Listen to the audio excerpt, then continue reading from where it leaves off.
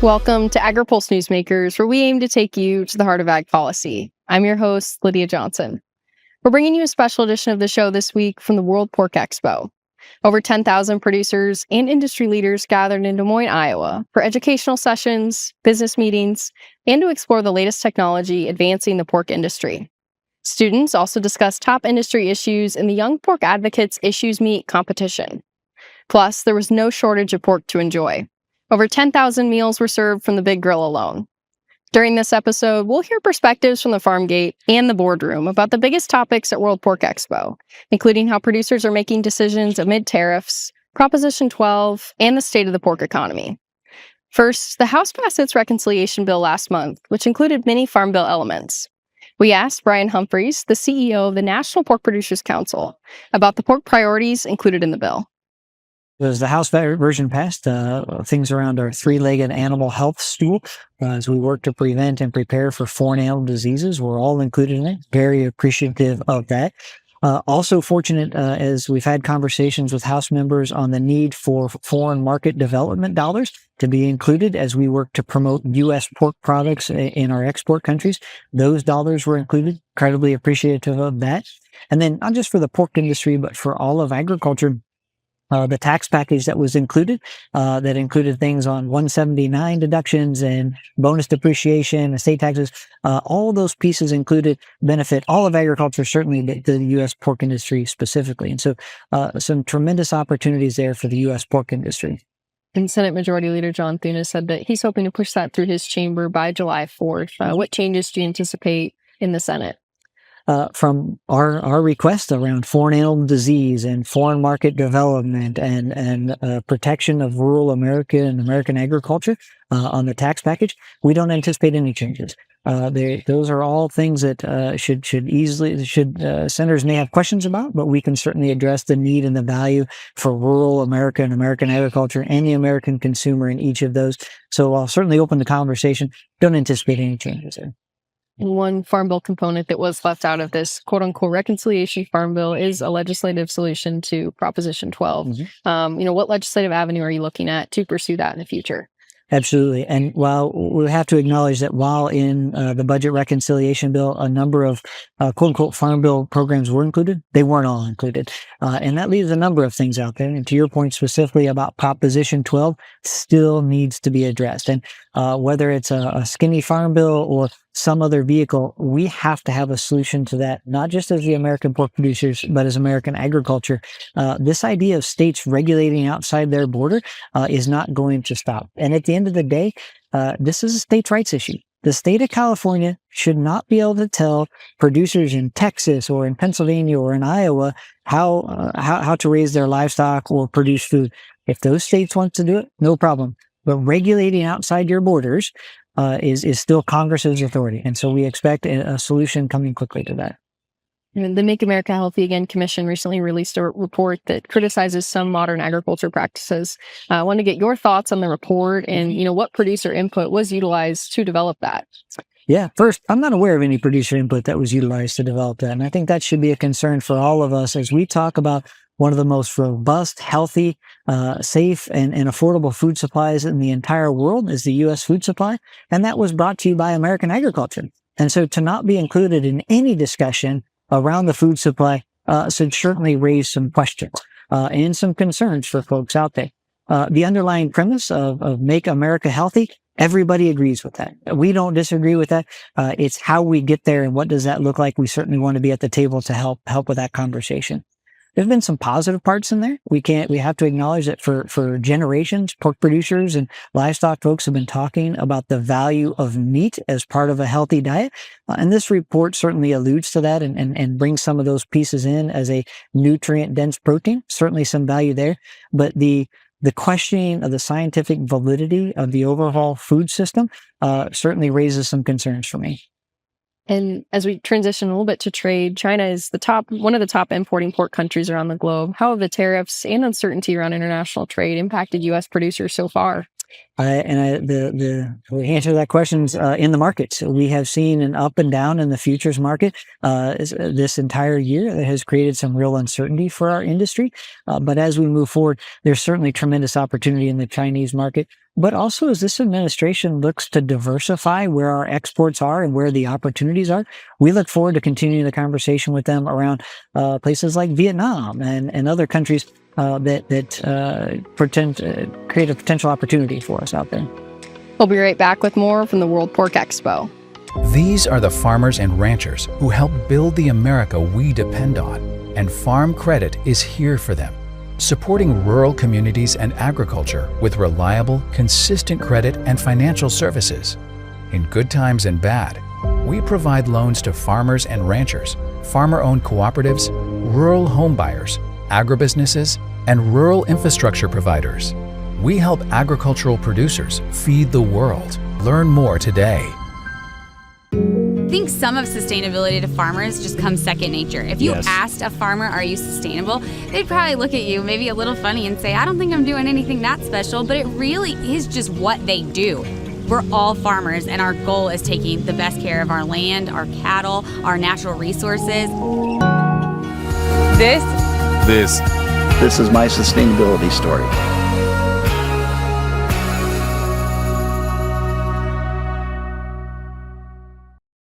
Welcome back.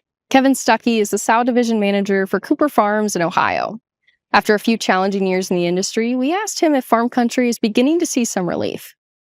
I think there's definitely some optimism with what we've seen here recently, in the markets. And, when everything with the tariffs and all that started, it was scary because, like you said, it's been a rough few years. But I think we're finally starting to see the benefit of that. And there's definitely some optimism growing.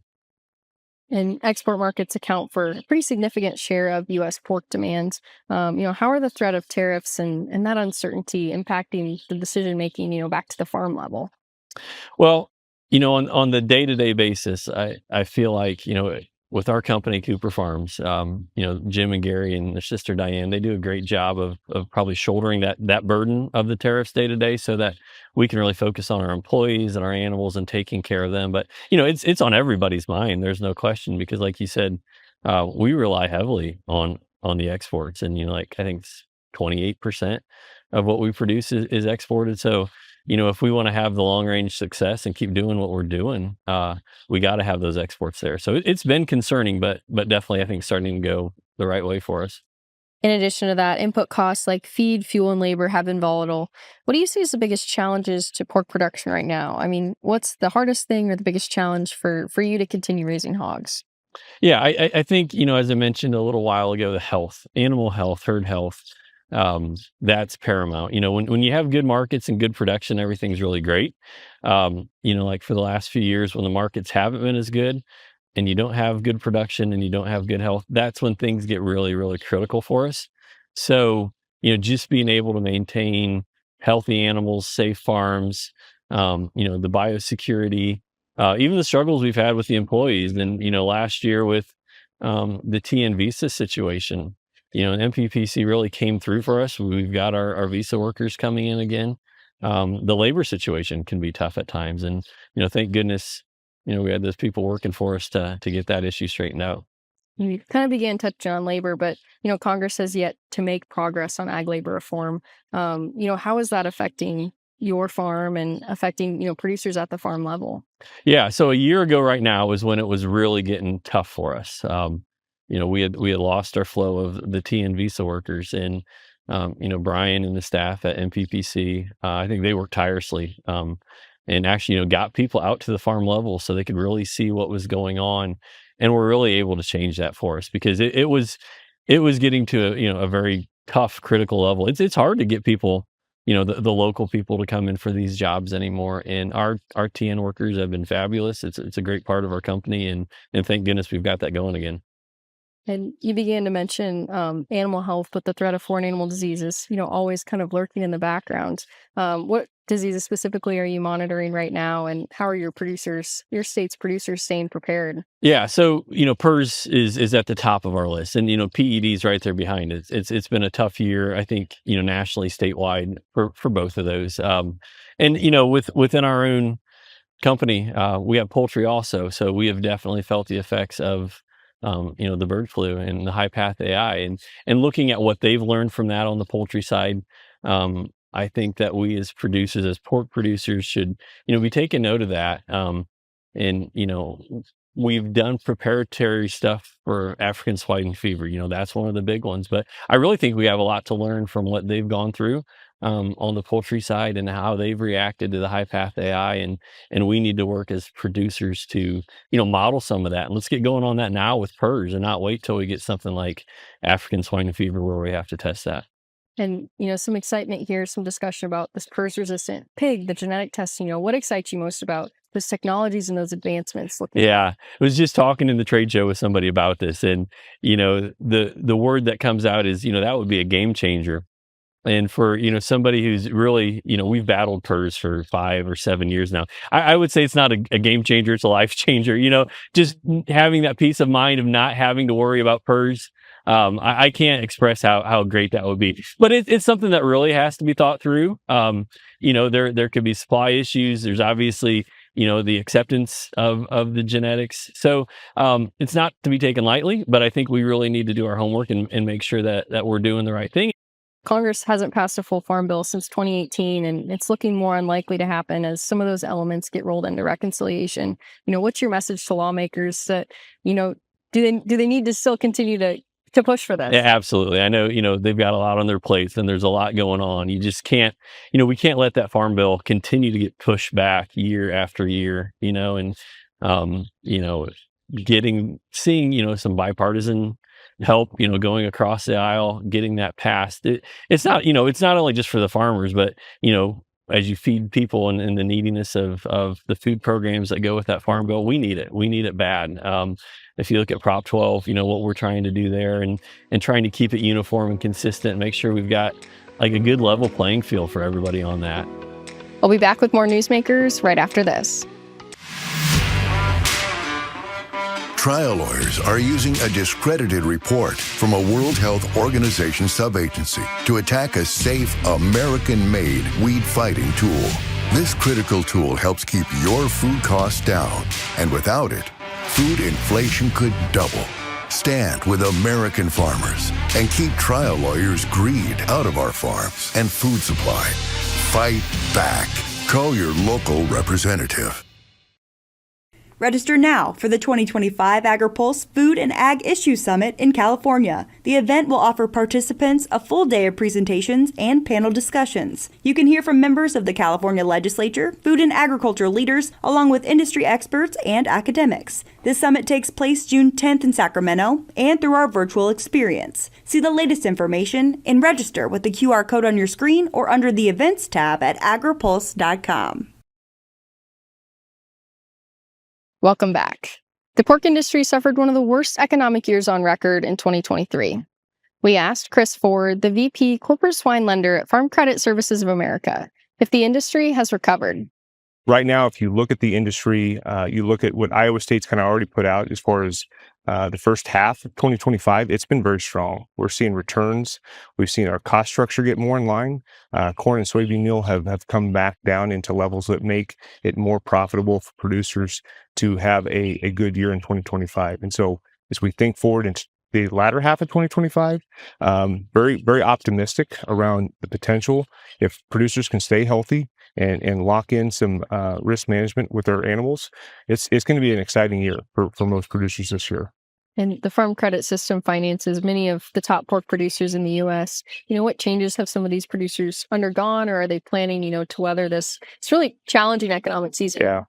So we have the opportunity to be involved with 28 of the top 40 producers across the nation. So we have a wide breadth of perspective as we look through what producers are doing well and where there's areas to potentially improve. And so one thing that we like to try to do is help producers bring perspective, what we're seeing across multiple operations. And what we're seeing is guys implementing technologies around biosecurity and risk management and how they're able to produce pigs efficiently.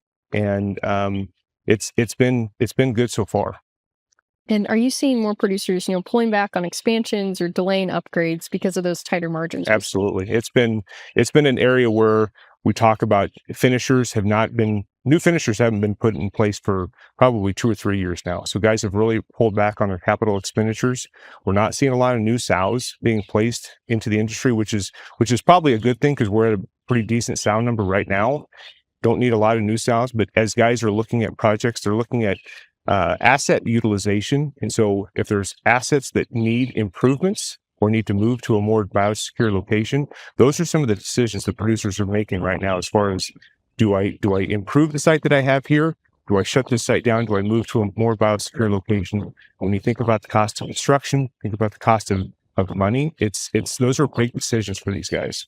And, animal health is still very top of mind. Look at all the threat of disease. How is that impacting producers' their economic decisions? Right. I mean, production has been challenged at best. PRRS continues to be very prevalent in this industry, and whereas we see systems that are dealing with, in some cases, 20 to 30% death loss in sow units when we have a PRRS break, and so it's highly challenged. And production is always top of mind for these guys because the more pigs that we can produce, the better bottom line we can have. And so when we think about biosecurity, implementing technology, filtration in sow units, all those things kind of go into the decisions of what do we need to do to produce as many pigs as possible and gain the most efficiencies. China is one of the largest importers of U.S. pork.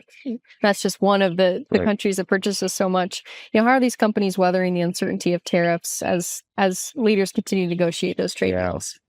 Risk management's key. And again, you can lay off risk through either insurance products or using the Board of Trade to kind of lay risk off and find opportunities to lock prices in. But again, tariffs have created a lot of uncertainty. And so guys continue to watch their bottom line, have good financials put into place so they can know what their cost of production is. And if you know your cost of production, then you can make sound decisions and know when to pull the trigger as far as risk management and try to lay some of that risk off. And so again, tariff talk continues to be strong. We're watching closely what happens in Mexico. They're a significant trade partner, especially in the pork world. Expansion that's happening in Brazil and some of the downsizing that's going on in Europe right now. All those things we're watching very, very closely as we're moving forward. And for the producers listening and trying to plan for a pretty uncertain future, I mean, you said it's on the up and up, but an uncertain future, what's your advice for staying financially resilient over the next few years, over the short term? Yeah, it starts with a good set of financials and just understanding where you stand, and not looking at that just on a one-time-a-year basis. You need to continually look in on your financials, your cost of production, know where you stand, know where you need to improve. And it's important to work with lenders and consultants that understand the ebbs and flows of this industry. We at Farm Credit believe that we are experts in this industry. All we do is swine in our team. We have a team that's dedicated to swine. And so that's all we see. And so we bring that perspective, the areas where guys can find opportunities and where they need to improve. I'll be back with more Newsmakers right after this. I think some of sustainability to farmers just comes second nature. If you asked a farmer, are you sustainable? They'd probably look at you maybe a little funny and say, I don't think I'm doing anything that special, but it really is just what they do. We're all farmers, and our goal is taking the best care of our land, our cattle, our natural resources. This is my sustainability story.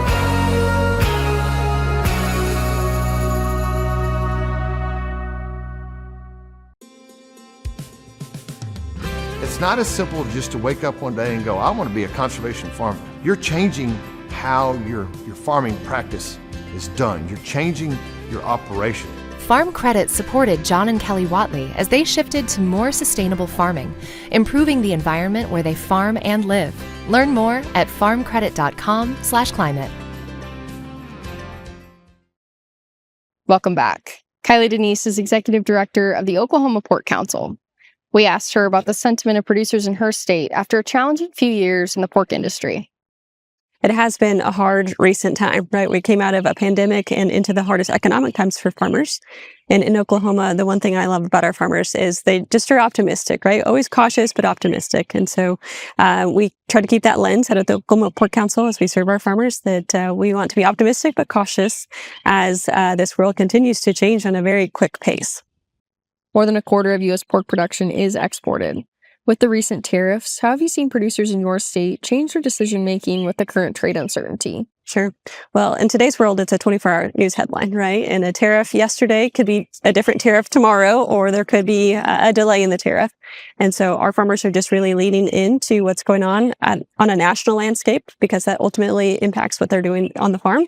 In Oklahoma, we have a big pork production plant in Guyman, and a lot of that product is going abroad. And so we're feeling it on the farm level, we're feeling it at the plant, and just continue to really try to stay in the loop as to what's going on from a trade and tariff perspective.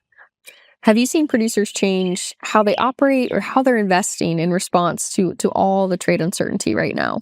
Yeah. I have an ag background myself, and I love the ag mindset, right? You just put your head down and you work hard. And I haven't seen immediate changes by our farmers.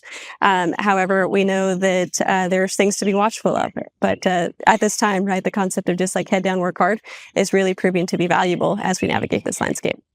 The threat of foreign animal disease is always in the background. What are you monitoring right now, and how are your state's producers staying prepared? Our farmers continue to grow and get better and learn more. And the biosecurity on our farms, we are a big sow state. We have about 450,000 sows. And so biosecurity has never been more important. And we applaud our farmers for taking that so seriously, but then also thinking through some of the different ways in which feed moves or pigs move. If we were to experience a foreign animal disease, we have a better plan. And we hope it never gets here. We hope that we and our partners are doing everything that they can to keep a foreign animal disease like African swine fever out of the U.S. But in the event that there is one, we have done our preparation in Oklahoma. There's always a number of issues taking shape at the state level. I'm wondering what's on your radar in Oklahoma right now? Sure. Well, Oklahoma is Oklahoma Pork Council, one of 42 state pork associations, and our job is to serve the industry. And that means protecting our farmers' freedom to operate to promoting pork as a product. And in recent times, we've experienced this uptick in animal opposition or, opposition towards how pigs, in our case, sows, are housed. And so we have been really focused on protecting our farmers' freedom to operate through better telling the ag story, to also supporting our legislature as they are doing things like pass significant initiative petition reform bills at our state legislature. Looking at those state level issues, what are pork producers doing, or what can they do to stop those opposing bills? Oklahoma is not the first and certainly won't be the last to address these type of issues. That's right. The voices that we're feeling in Oklahoma, the actions we're seeing are similar to those that were in Denver, right, with their ballot, or in Sonoma County. And to your point on where are they going next, who knows? But we're working together with the National Pork Producers Council on the policy side, the National Pork Board on the checkoff side to share the farm story. And then, of course, being the state pork association, it's really up to us to think through who the people are in the state, what coalitions can we build, what relationships are important as we really think through like farmers and what the future of farming is in the state of Oklahoma. From the national level, although some Farm Bill elements were included in reconciliation, others still remain on hold to be addressed in a complete Farm Bill. What's your message to lawmakers about the importance of still pushing ahead to pass another Farm Bill? Yeah. Well, the Farm Bill is a big bill, right? And there's several things that are in the Farm Bill that matter to agriculture. They matter to any person that's at the World Pork Expo today. And for us, the range from the foreign animal disease preparedness to the trade programs to a Proposition 12 fix, those are all important, and those happen through the Farm Bill. So we need a Farm Bill. We'll be back with a look at the week ahead right after this. Trial lawyers are using a discredited report from a World Health Organization sub-agency to attack a safe, American-made weed-fighting tool. This critical tool helps keep your food costs down, and without it, food inflation could double. Stand with American farmers and keep trial lawyers' greed out of our farms and food supply. Fight back. Call your local representative. Register now for the 2025 Agri-Pulse Food and Ag Issue Summit in California. The event will offer participants a full day of presentations and panel discussions. You can hear from members of the California Legislature, food and agriculture leaders, along with industry experts and academics. This summit takes place June 10th in Sacramento and through our virtual experience. See the latest information and register with the QR code on your screen or under the Events tab at agripulse.com. Thanks for joining us for another episode of Agri-Pulse Newsmakers. Next week, both the House and Senate will be in session. The Senate will continue working on their version of the budget reconciliation bill, which Majority Leader John Thune is aiming to pass before the 4th of July. Ag Secretary Brooke Rollins will testify before the House Ag Committee on Wednesday. The congressional baseball game is also on Wednesday in Washington. The World Agricultural Supply and Demand Estimates report will be released Thursday. And the Agri-Pulse Food and Ag Issues Summit is Tuesday in Sacramento, California. You can still sign up in person or virtually to gain insights on water issues, the ag economy, and perspectives from the California Capitol. For Agri-Pulse, I'm Lydia Johnson. Thanks for watching. Newsmakers is a production of Agri-Pulse Communications. You can also find our new content on YouTube and wherever you get your podcasts. And don't forget to follow Agri-Pulse and our correspondents on social media to get breaking news and more. For agriculture, trade, food, environment, and regulatory news, your source is agripulse.com.